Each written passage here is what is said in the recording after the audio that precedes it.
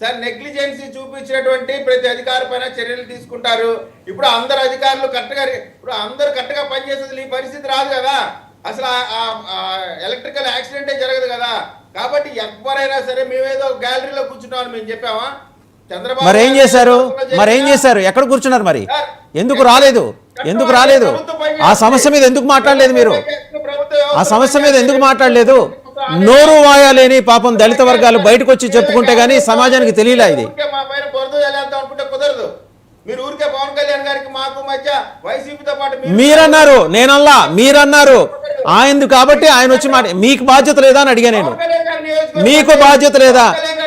Okay, మీకు you have clarity ఏంటంటే పవన్ కళ్యాణ్ నియోజకవర్గం కాబట్టి ఆయనే మాట్లాడుకోవాలి. ఓకే, జనసేన వాళ్ళకి చెప్పి ఆయన చేత మాట్లాడిద్దాం. మీరు ప్రశాంతంగా ఉండండి. ఒకసారి వైసీపీ నాయకులు మాట్లాడారు. మీరన్నారు, విజయ్ గారు, ఐ రిపీట్,